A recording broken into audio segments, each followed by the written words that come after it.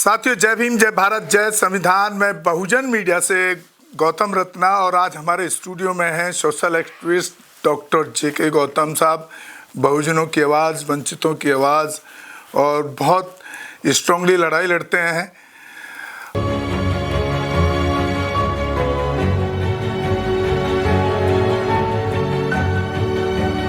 और अमित शाह से बहुत नाराज़ हैं, तो उसी पे बात करेंगे कि अमित शाह से क्या नाराज़गी है उनकी।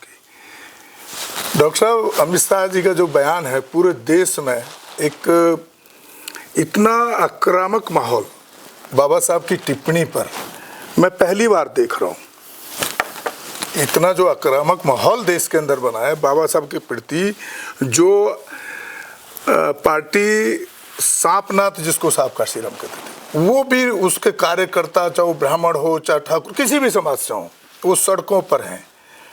और जो आपके बहुजन समाज की जो पार्टियां हैं, चाहे वो चंद्रशेखर की है, चाहे वो बाबा साहब अम्बेडकर के पोते हैं, चाहे मायावती की, उनके लोग सड़कों पर नजर नहीं आ रहे हैं। देखिए, एक तो जो अमित शाह का जो सवाल है, अमित शाह को आज पूरी दुनिया तड़ी पार के नाम से जान गई है। पहले भारत में बहुत कम लोग थे जो ये जानते थे कि 2010 में उन पे 2 साल की सज़ा हुई और उनको गुजरात की जनता ने, गुजरात की हाई कोर्ट ने ये जाना कि अगर ये आदमी गुजरात में रहा तो गुजरात का माहौल बहुत ख़राब हो जाएगा और वहाँ का जो सामाजिक ताना बाना है वो टूट जाएगा और हिंदू मुस्लिम में कहीं ना कहीं वहाँ पे एक दरार पैदा होगी। तो हाई कोर्ट ने सीधा कहा कि आप 2 साल तक गुजरात के अंदर नहीं रहोगे, आपको बाहर जाना है। और बाहर आदमी को केवल उसी को भेजती है, कानून उसी को भेजता है जिसको देखता है ये बीसी है, ये बैड करैक्टर वाला है, इससे देश का माहौल ख़राब होगा। तो एक ऐसे आदमी को आज पूरी दुनिया जान गई कि भारत का गृह मंत्री, और ये पहला गृह मंत्री है, ये हिंदुस्तान की 75 साल की सरकार में ये पहला गृह मंत्री है जिसको तड़ी पार का तमगा मिला हुआ है और जिसकी इतनी घोर निंदा हो रही है पूरी दुनिया के अंदर। हमारे देश के लोग जहाँ भी पूरी दुनिया में रह रहे हैं, जो संविधान से प्यार करते हैं, जो बाबा साहब से प्यार करते हैं, जो हमारी जो सामाजिक जो ताना बाना है उससे प्यार करते हैं, जो गंगा जमुना की जो तहजीब है उससे प्यार करते हैं, पूरी दुनिया में जो लोग जहाँ रहते हैं वो आज अमित शाह जी के मुंह पे थूक रहे हैं। वो कह रहे हैं कि अमित शाह जी ने जो पाप किया है, जो गलती नहीं है, वो महापाप है और उसकी एक ही सज़ा है, एक ही सज़ा है अमित साहब जी का केवल रिज़ाइन देना, उनका इस्तीफा और उनको सज़ा होना। क्योंकि जो उन्होंने पार्लियामेंट में अपमान किया है वो नॉर्मल आदमी नहीं है। बाबा साहब एक मेरिकल हैं, बाबा साहब एक एटर्नल पावर हैं, बाबा साहब एक संविधान के रचयिता है जिससे देश चलता है। अगर कोई भी संविधान किसी भी देश में है तो संविधान, पूरा देश उसके नीचे काम करता है। जितने भी संवैधानिक संस्थाएं संविधान के नीचे आती हैं, सीएम पीएम जितने भी हैं, तो एक आदमी एक माहौल, एक मजाक उड़ा रहा है और पार्लियामेंट में ये कह रहा है कि ये जो बाबा साहब ये क्या बाबा साहब लगा रखा है, नहीं इतना नाम लेते तो स्वर्ग पहुंच जाते। सीधा है कि उस आदमी को माफ़ी का तो कोई मतलब ही नहीं होता, कि बस सज़ा का पात्र है और इसको सज़ा होनी ही चाहिए। और जिस तरीके से पूरे भारत में आपने देखा है, पूरा भारत का ऐसा कोई कोना नहीं है जहाँ पे विरोध ना हो रहा है। सर, सवाल मेरा यही है, वो जो आप कह रहे हैं वो सब कह रहे हैं। मेरा सवाल ये है कि उनका जो पूरा वीडियो है, जो पहले लाइन को छोड़ करके जो लाइन कंट्रोवर्सी का हिस्सा बन गई, लेकिन अगर बाद में उनकी स्टेटमेंट को आप देखेंगे तो उन्होंने ये बताया है, उनका जो वहाँ बोलने का मकसद जो रहा होगा, ये भी हो सकता है कि बाबा साहब अम्बेडकर को कांग्रेस ने किस तरह से उनके आइडियोलॉजी को, उनके इतिहास को नेस्तनाबूद खत्म करने का काम किया, बाद में ये बता रहे हैं वो। तो वही क्लिप के ऊपर पूरा समाज विद्रोह में है और विद्रोह होगा भी। ऐसा रत्ना जी, अपने चैनल को मत बचाइए, कहीं जेल वेल नहीं जा रहे आप, ठीक है? मैं जेल जाने से नहीं डरता हूँ डॉक्टर साहब। मत कीजिए।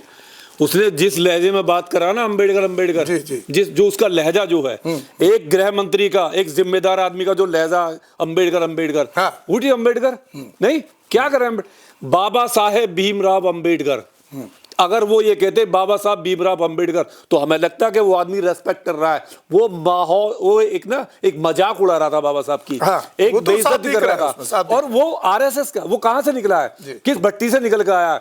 वो आरएसएस की भट्टी से निकल कर आया। आप आरएसएस को भट्टी कह रहे हैं, इतने बड़े संगठन को? आरएसएस एक भट्टी है, आपको कौन रोक रहा है? आपके बहुजन समाज के क्यों नहीं बना लेते संगठन? आरएसएस नफरत का संगठन हमें नहीं चाहिए। अगर आप देश में आग लगा रहे हैं, अगर आप एक संगठन बना रहे हैं हिंदू मुस्लिम के नाम पे, दलितों को मारने के नाम पे, दलितों के मुंह पे मूतने के नाम पे, उनकी गोली बारात रोकने के नाम पे आप एक संगठन तैयार करें, तो हमें ऐसा संगठन नहीं चाहिए बिल्कुल भी।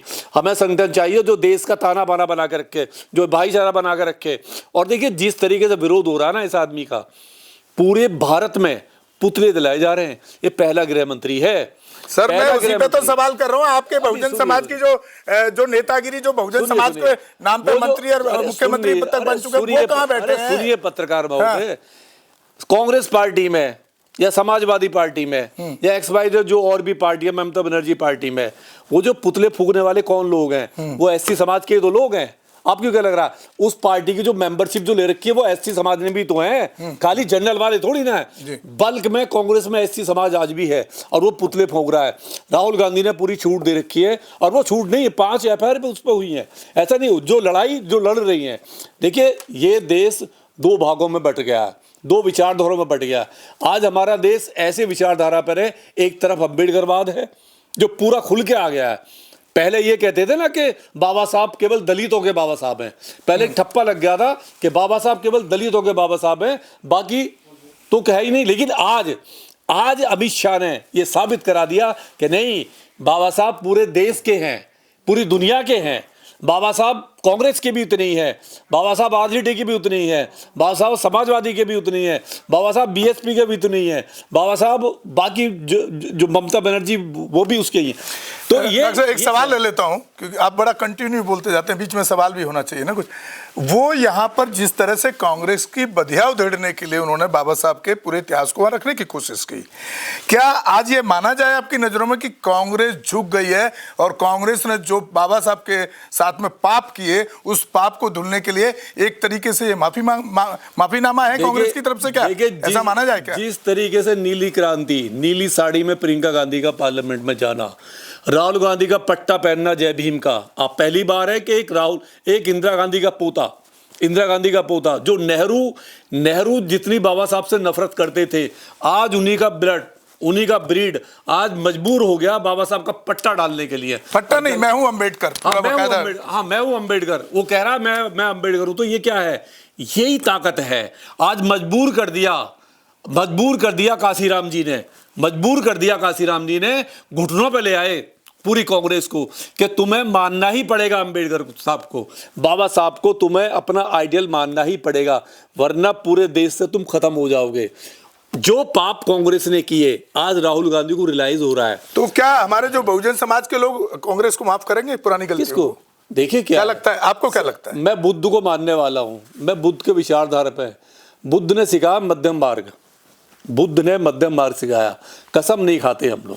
अगर कोई घुटनों पे बैठ के माफी मांग रहा है तो हम उसे माफ भी कर सकते हैं, हमारा बहुत बड़ा दिल है। हम के साथ विदा लेते हैं। जय भीम, जय संविधान, नमो बुद्धाय। धन्यवाद साथियों।